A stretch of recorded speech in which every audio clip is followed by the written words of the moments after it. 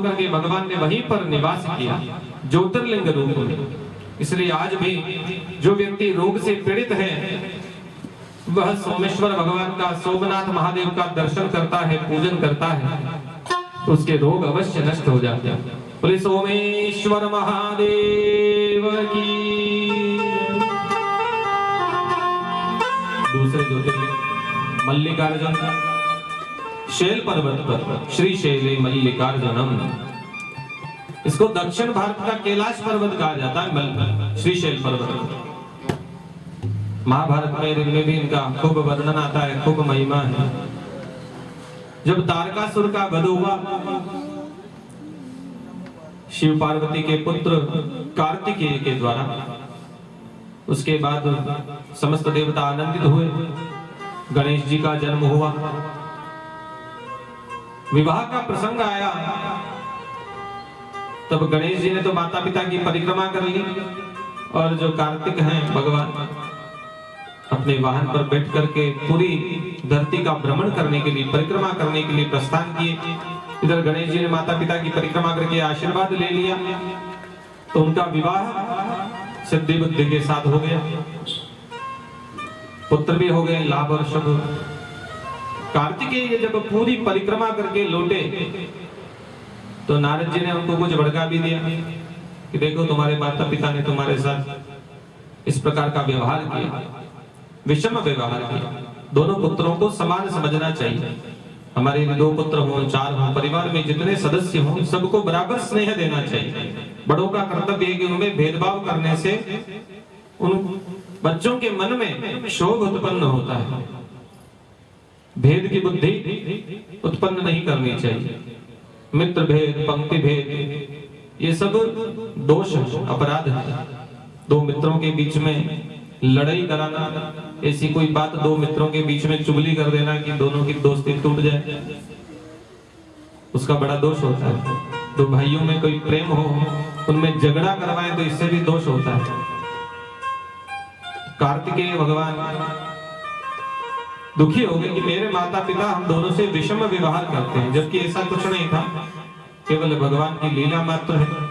क्योंकि जो बुद्धि के सागर हैं, हम गणेश जी को भी वर देना जरूरी है। यहाँ पर केवल लीला मात्र प्रपंच करने के लिए शिव जी ने ये सब कार्य किया। गणेश जी को पहले विवाह कर दिया। उनके मन में दोनों पुत्रों के प्रति बराबर प्रेम है, किंतु कार्तिक भगवान इस बात को समझ नहीं पाए। उन्होंने निश्चय कर लिया कि मैं अब घर नहीं लौटूंगा, मैं अब तपस्या ही करूंगा, कैलाश पर निवास नहीं करूंगा, और क्रौंच पर्वत पर प्रस्थान कर दिया। वहीं रहने लगे। माता पिता शिव पार्वती को पता चला कि हमारा पुत्र अब घर नहीं आ रहा है। मनाने के लिए पहले देवताओं को भेजा, नंदी भगवान भी गए, सब देवताओं के गण गए, लेकिन कार्तिक भगवान नहीं माने कि अब उस घर में मेरा अनादर हो गया, जहां मेरा सम्मान नहीं, वहां मुझे रहना नहीं। तब पुत्र नहीं लौटा तो शिव पार्वती जी स्वयं उनसे मिलने के लिए वहां पहुंचे।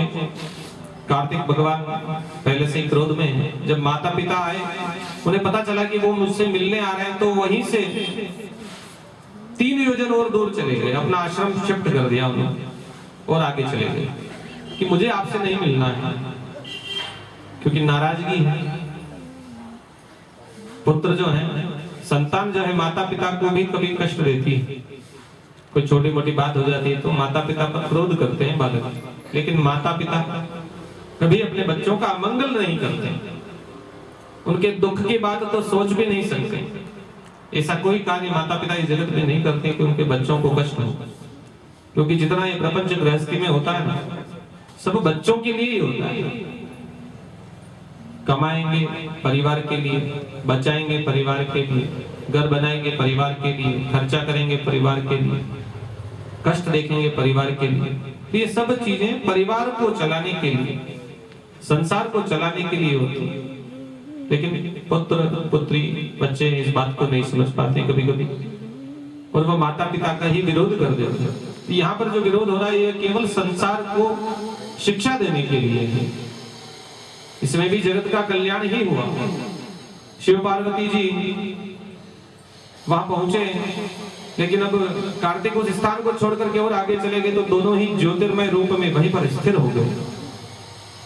और उन्होंने नियम बनाया कि हर अमावस्या को शिव जी और पूर्णिमा को पार्वती जी अपने पुत्र का दर्शन करने, उनकी देखभाल करने के लिए इस पर्वत पर विद्यमान रहेंगे।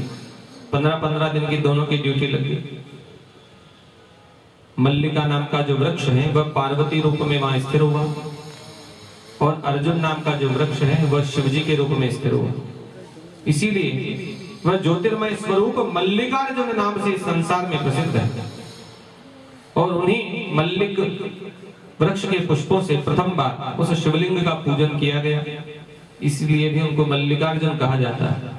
जो भी व्यक्ति मल्लिकार्जुन शिवलिंग की दर्शन करता है, पूजन करता है, आराधना करता है, उनको सब प्रकार से माता पिता की, पूर्वजों की कृपा प्राप्त होती है। बोले मल्लिकार्जुन महादेव की जय हो। तीसरा ज्योतिर्लिंग आता है महाकाल। कालों के काल महाकाल, समस्त प्राणियों को मुक्ति देने वाली अवंतिका नगरी में निवास करते हैं महाकाल। कथा ऐसी है कि एक समय में उस नगरी में एक ब्राह्मण निवास करते थे, सत्य का आचरण करने वाले, वेद का पाठ करने वाले, नित्य हवन करने वाले, शिवलिंग का पूजन, पार्थिव पूजन करते थे प्रतिदिन नियम पूर्वक। उनके 4 पुत्र हुए, देवप्रिय, प्रियमेधा, सुव्रत और सुव्रत। 4 पुत्र थे, चारों ही बड़े ही धार्मिक और शिव भक्त।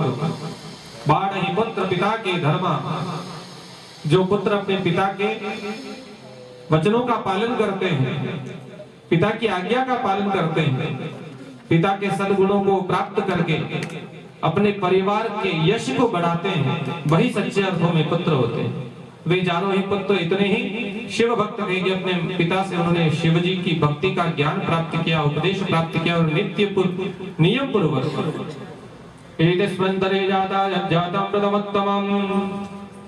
निरंतर शिव पार्थिवेश्वर भगवान का पूजन करते थे। इससे वहां पर खूब धर्म की वृद्धि होने लगी। तब वहां पर एक बड़ी ही दुष्कर घटना घटित हुई। रत्नमाल पर्वत पर दूषण नाम का एक असुर निवास करता था। उसने सभी धर्मों को नष्ट करने का प्रयास किया, सब देवताओं को पराजित कर दिया, समस्त देवताओं के भूभाग पर, इस पृथ्वी लोक पर अपना आधिपत्य कर लिया। और उसे पता चला कि ये जो अवंतिकापुरी है, यहाँ पर भी धर्म निवास करता है, क्योंकि यहाँ पर ये चारों पुत्र निरंतर परिवार के सहित, कुटुंब के सहित, समस्त बांधवों के सहित निरंतर पार्थिव पूजन करते हुए शिव भक्ति करते हैं। तो उसने उन ब्राह्मणों के वध के उद्देश्य से अवंतिका पर चढ़ाई की और अपने सेनापति को आज्ञा दी कि सदैव धर्म में स्थिर रहते हैं, मेरी आज्ञा नहीं मानते, क्योंकि उस दूषण ने एक नियम बना दिया कि सभी मेरी ही पूजा करो, शिव की पूजा धर्म मार्ग पर कोई नहीं चलेगा। ब्राह्मणों के वध की आज्ञा अपने सेनापति को दी। सेनापति सेना के सहित वहां गए हैं, सबको घेर लिया और सबसे कहा कि हमारे जो दैत्य हैं उनको नमस्कार कर लो, शिव पूजा छोड़ दो। लेकिन वह जो सारे ब्राह्मण थे उन्होंने कहा कि शिवजी ही हमारे परम ध्येय हैं, हम इन्हीं की शरण में हैं। शिव ध्यान में सदैव मग्न रहने वाले, उनको किसी से कोई दुराग्रह नहीं था कि चाहे हमारा मरण हो जाए, किंतु हम किसी से डरने वाले नहीं हैं और सर्व समर्थ महादेव हमारी सदैव रक्षा करेंगे। हम उन्हीं के आश्रय में रहते हैं, उन्हीं की शरणागति के निवासी हैं और जिनकी शरण महादेव जी के चरणों में है, उनकी रक्षा स्वयं महादेव करते हैं। दैत्यों ने कहा कि ब्राह्मणों को मारो, उनका वध कर दो। लेकिन जो ही ब्राह्मणों का वध करने के लिए प्रयास किया, जिस स्थान पर वह शिव पार्थिव पूजन करते थे, उसी पार्थिव शिवलिंग में एक ज्योति प्रकट हुई, विकराल ज्योति, विकट रोगधारी महाकाल उस ज्योति से प्रकट हुए और कहने लगे, मैं कालों का काल महाकाल हूं, जो भी हमारे भक्त को कष्ट देगा उसका मैं वध करूंगा।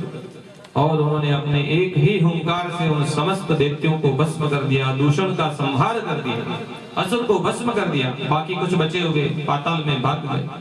सब देवता प्रसन्न हुए, खूब पुष्प वर्षा से उनका स्वागत किया। उन ब्राह्मणों ने बहुत ही सुंदर भगवान की स्तुतियां की। तब उन्होंने ब्राह्मणों ने भगवान से वरदान मांगा कि आप हम पर प्रसन्न हो तो आप इसी ज्योतिर्मय रूप में इस लिंग में निवास करिए। भगवान अपने भक्तों को, दर्शन करने वालों को सदैव मुक्ति प्रदान करते हैं। भगवान ने तथास्तु कहा। महाकालेश्वरो नाम शिवाख्यातश्च भूतले तम दृष्ट्वा न भवेत् स्वप्ने किंचित दुःखम अपि द्विजा। उसी समय से अवंतिकापुरी में महाकाल महादेव प्रतिष्ठित हुए। ते महाकाल महादेव की जय। मानो तो वो शिव शंकर हैं,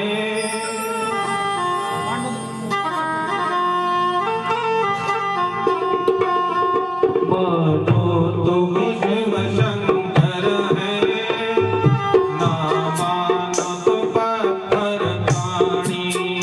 मानो तुम शिव शंकर हो, ना मानो तो पत्थर प्राणी।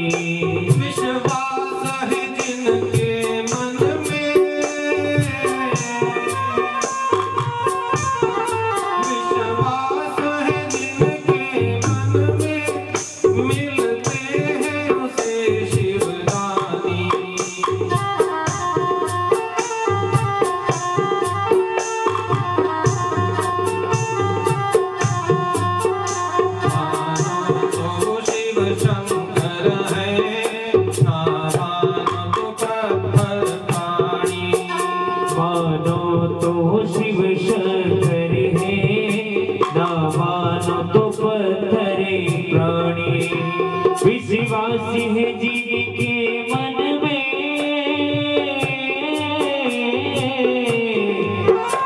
विश्वासी है जीव के मन में, मिलते हैं उसे शिवदानी। मानो तो शिव शंकर है, ना मानो तो पत्थर प्राणी।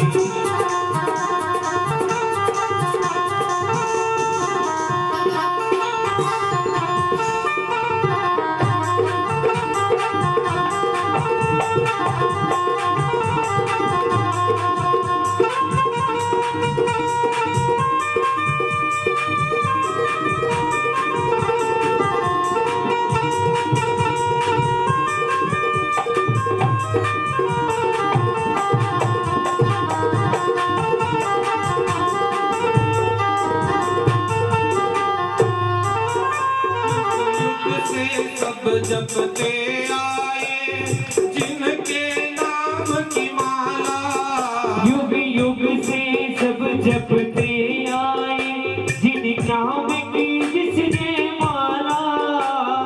युग युग से सब जपते आए जिनके नाम की माला, युग युग से सब जपते आए जिनकी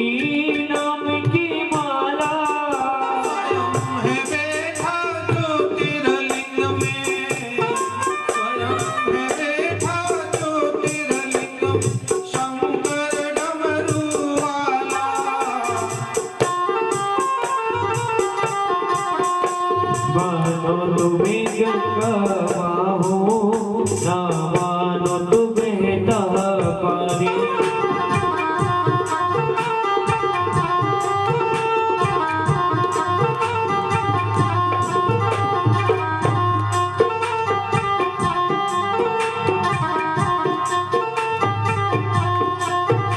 मानो तुम शिव शंकर हो, ना मानो तो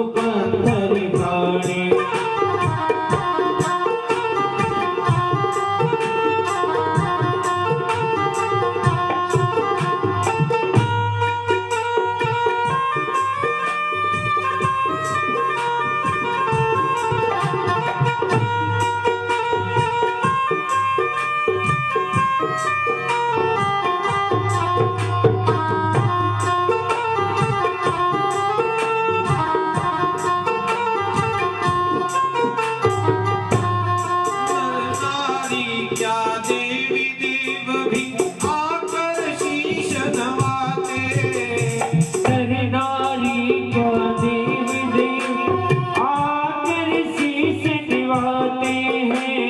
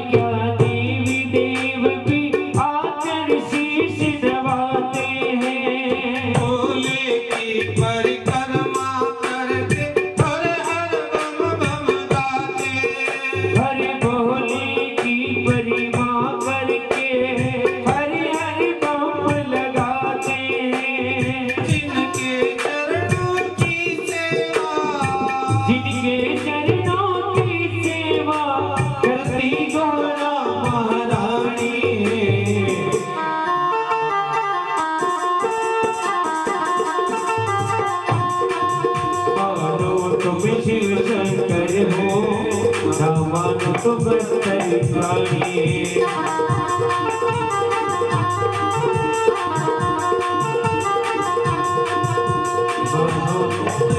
शंकर है ना मानो तो बंदर प्राणी। मानो तुम शिव शंकर हो, ना मानो तो बंदर प्राणी। श्री राम प्रभु भी आकर चरणों में फूल चढ़ाए। श्री राम प्रभु भी आकर चरणों में फूल चढ़ाते हैं। श्री राम प्रभु भी आकर चरणों में फूल चढ़ाए।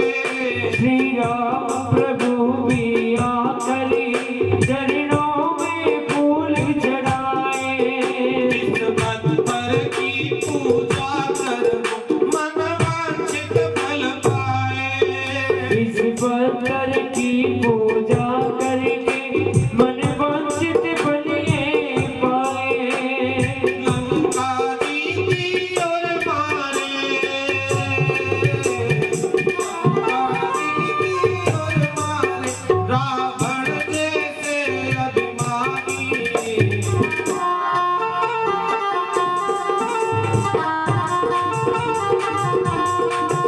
मानो तुम शिव शंकर हो, ना मानो तो बंदर प्राणी। मानो तुम शिव शंकर हो, ना मानो तो बंदर प्राणी। विश्वास है जिनके मन में, विश्वास है जिनके मन में, दर्शन देके भंडारी।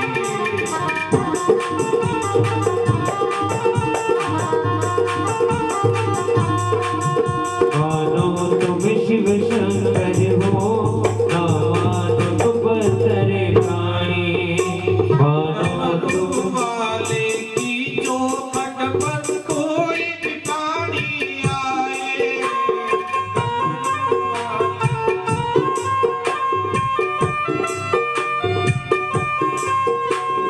डमरू वाले की चौखट पर कोई भी प्राणी आए। डमरू वाले की चौखट पर कोई भी प्राणी आए। सच्चे मन से बस एक लोटा गंगा जल का चढ़ाए। सच्चे मन से एक लोटा गंगा जल का चढ़ाए। गड़बड़ जाती उसकी, गड़बड़ जाती उसकी जीवन भर की परेशानी। मानो तुम शिव शंकर हो, ना मानो तो बंदर प्राणी। विश्वासी जिनके मन में, विश्वासी जिनके मन में, मिलते उस शिव तारे। मानो तुम शिव शंकर हो, ना मानो तो बंदर प्राणी। मानो तुम शिव शंकर हो, ना मानो तो बंदर प्राणी।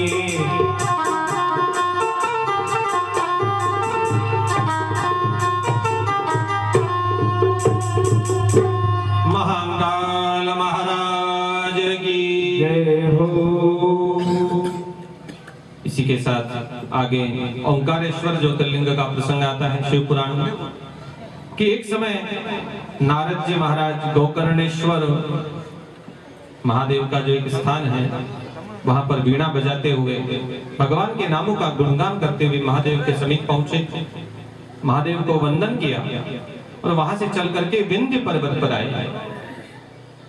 विंध्य पर्वत ने भी नारद जी को आया हुआ जान करके उनकी पूजा की, आसन दिया, बिठाया, हालचाल पूछा, वंदना की। किंतु नारद जी ने कुछ जवाब नहीं दिया उनको आव भगत होते हुए भी। तो विंध्य पर्वत विचार करने लगा कि कोई मुझसे गलती हो गई कि आप इस प्रकार से शांत क्यों हैं, मेरी कोई बात का आप उत्तर नहीं देते, मैंने आपका स्वागत किया, आप आशीर्वाद भी नहीं दे रहे। मजे निश्वास कारण कि न्यूनम च दयावष्टम मजे निश्वास कारणम, कि मेरे से कोई अपराध हुआ हो तो आप मुझे मार्गदर्शन करिए, मुझमें कौन सी कमी है जिससे आप दुखी हैं, कष्ट में हैं। नारद जी कहने लगे कि यद्यपि तुम में समस्त गुण हैं, तुम बहुत बड़े पर्वत, सब गुणों के भंडार हो, सबसे ऊंचे भी हो, किंतु एक कमी मुझे दृष्ट हो रही है। सुमेरु पर्वत जो है वह तुमसे भी ऊंचा है, वहां समस्त देवगण भी निवास करते हैं, तपस्या करने के भी ऋषिगण सुमेरु पर्वत पर ही निवास करते हैं, देवता भी वहीं निवास करते हैं, समस्त संत ऋषि महात्मा वहीं जाकर के तपस्या करते हैं। तुम्हारे पास तो ऐसे कोई देवता नहीं आते, यहाँ कोई बैठता नहीं, रुकता नहीं, तो इसका मतलब तुम में कोई न कोई कमी है। अब नारद जी ने तो केवल ये बता दिया पर चले गए। अब विंध्याचल दुखी हो गया कि सब पर्वतों में मेरा कोई मान नहीं है, मुझ में कमी है, इसीलिए देवता मेरे पास नहीं आते। मेरे पर्वतों पर बैठ करके, कंदराओं में बैठ करके, वनों में बैठ करके तप नहीं करते, यहाँ कोई आश्रम भी नहीं है, कोई देवता भी विराजमान नहीं है। इस जीवन को धिक्कार है, मेरा पर्वत होना कोई काम का नहीं। अतः विश्वेश्वरम दंधा शंभुम आराध्य तपाम्यहम्, कि मैं महादेव की आराधना करूंगा और अपनी इस कमी को दूर करने का प्रयत्न करूंगा। विश्वेश्वर महादेव की शरण में पहुंचे, शिव की शरण में गए, महादेव का तप करना प्रारंभ किया। पहले भगवान की पार्थिव मूर्ति निर्माण की। सब जगह ज्यादातर जितने शिवलिंग पाए गए बस उनमें से कुछ तो स्वयं भूमि से उत्पन्न हुए और अधिकतर जो है वह पार्थिव रूप में विद्यमान हुए। उनको किसी ने बनाया अपनी पूजा के निमित्त, क्योंकि मूर्ति बनाना कठिन है, हर व्यक्ति मूर्ति नहीं बना सकता। लेकिन शिव जी की जो मूर्ति है, शिव जी का जो स्वरूप है शिवलिंग, वह बनाना बहुत आसान है, उसमें कोई मेहनत नहीं लगती, बहुत आराम से बन जाता है। और शिव जी भोले भंडारी है, उसमें श्रृंगार भी कोई विशेष आवश्यकता नहीं होती, और चढ़ाने में भी कोई, पूजन में भी कोई विशेष नहीं। जल का लोटा सबसे ज्यादा जरूरी वस्तु एक ही, बाकी कोई टंटा ही नहीं है। इच्छा हो तो फूल चढ़ाओ, बेलपत्र चढ़ाओ, भोग लगाओ, लेकिन जल जरूर चढ़ाना। तो हर व्यक्ति जो महादेव का पूजन करते हैं, पार्थिव पूजन करके जल चढ़ाए तो सब मनोकामनाओं की पूर्ति होती है। विंध्य पर्वत ने भी पार्थिवेश्वर महादेव का निर्माण किया। 6 महीने तक भगवान शिव की आराधना लगातार की, तब भगवान शिव प्रसन्न हो गए। उन्होंने कहा मैं तुम पर प्रसन्न हूं, वरदान मांगो। विंध्य पर्वत ने कहा कि मुझे सद्बुद्धि प्रदान करिए, सबसे पहले तो मेरे मन में जो दुख है वह नष्ट हो जाए। आपका दर्शन जो है बड़ा ही पुण्यशाली है, इससे बुद्धि के विकार, मन के विकार नष्ट हो जाते हैं। मेरी बुद्धि को निर्मल कीजिए। मन में जो एक क्षोभ आ रहा है कि मैं कुछ न कुछ कमी रखता हूं, तो ऐसी मलिन बुद्धि है मेरी, तो कुछ कमी मुझ में हो तो उसको दूर करें सबसे पहले। फिर उसने कहा कि जो दूसरे पर्वत हैं ये मुझसे बड़े हैं, तो इसको कुछ घमंड भी हो गया। तो उन्होंने विचार किया कि ऐसी कोई वर मांगा कि मुझे इनमें श्रेष्ठता प्राप्त हो। कुछ अहंकार भी रहा वहां पर विंध्य पर्वत में। तो महादेव जी ने विचार किया कि ये जो मुझसे वरदान चाहता है, दूसरे पर्वतों को, इसके जो संगी साथी हैं, इनके जो बराबरी के हैं, उनको नीचा दिखाने के लिए मुझसे तपस्या के द्वारा वर मांगना चाहता है।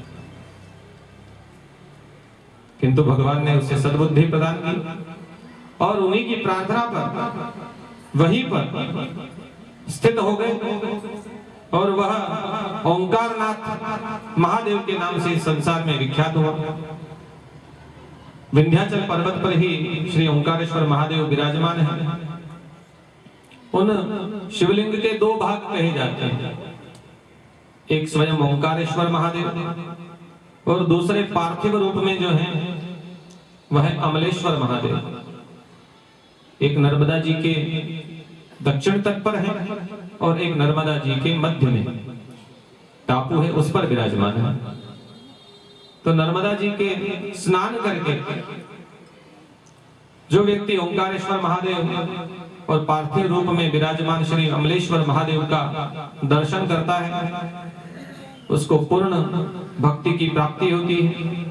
देवताओं ने, ऋषियों ने उन दोनों का पूजन किया।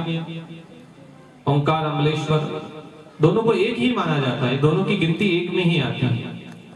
इसलिए जब भी जाएं दोनों को प्रणाम करना चाहिए। दोनों का दर्शन करने से एक ज्योतिर्लिंग की यात्रा पूर्ण होती है।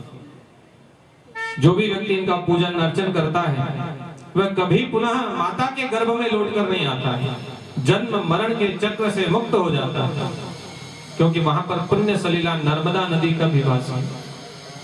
नर्मदा निरंतर अपने जल से महादेव का अभिषेक करती है।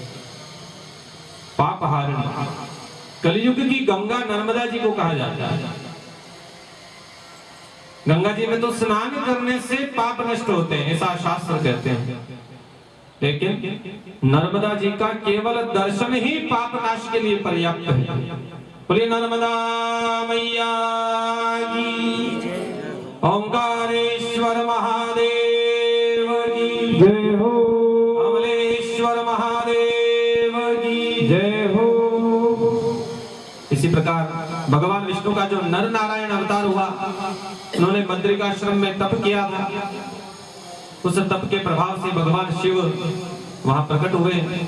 केदारेश्वर महादेव के नाम से वहां पर विराजमान है। ऋषि, महर्षि सभी लोग जो भी केदारनाथ महादेव का पूजन करते हैं वह साक्षात शिव को प्रसन्न कर लेते हैं। पांडवों ने भी वनवास के समय में केदारनाथ महादेव का पूजन किया था और शिव जी ने उन्हें विभिन्न प्रकार के वरदान प्रदान किए थे। इसलिए समस्त व्यक्तियों को नर नारायण के स्वरूप श्री केदारनाथ ज्योतिर्लिंग का पूजन करना चाहिए, अर्चन करना चाहिए। वह भी स्वयं ज्योतिर्लिंग है। बोले केदारनाथ महादेव की। इसी प्रकार से अन्य ज्योतिर्लिंग। एक समय भीम नाम का एक राक्षस था, कुंभकर्ण का पुत्र उसे कहा जाता है। तो एक समय वन में जब कुंभकर्ण गया था, कर्कटी नाम की राक्षसी से उसे प्रेम हुआ और उससे यह भीम नाम का राक्षस उत्पन्न हुआ। और वह जो राक्षसी है वह कभी लंका में नहीं गई, उसने वहीं सह्याचल में ही निवास रखा अपने माता के घर में। एक समय उस भीम ने अपनी माता से पूछा कि मेरे पिता कौन है, कहाँ रहते हैं, मैंने उनको कभी देखा नहीं, इस वन में आप अकेली निवास करती हैं। तब उसकी माता ने बताया तुम्हारे पिता जो हैं रावण के भाई कुंभकर्ण हैं और राम के द्वारा उनकी मृत्यु हुई। श्री राम ने उनका वध कर दिया और मैंने तो कभी तुम्हारे पति के साथ ससुराल देखा ही नहीं, क्योंकि वहां तो कोई बचा ही नहीं। रावण, कुंभकर्ण, मेघनाथ सब वीरगति को प्राप्त हो गए। मेरे पिता कर्कट, माता पुष्कसी, उनको भी राम ने ही वध किया, रावण से भी पहले, कुंभकर्ण से भी पहले। तो मेरे माता पिता भी नहीं है, पति भी नहीं है, ससुराल भी नहीं है, पियर में भी कोई नहीं है, लेकिन फिर भी मैं यहीं पर निवास करती हूँ बिना किसी के सहयोग के, बिना किसी के आश्रय के। और तुम्हारा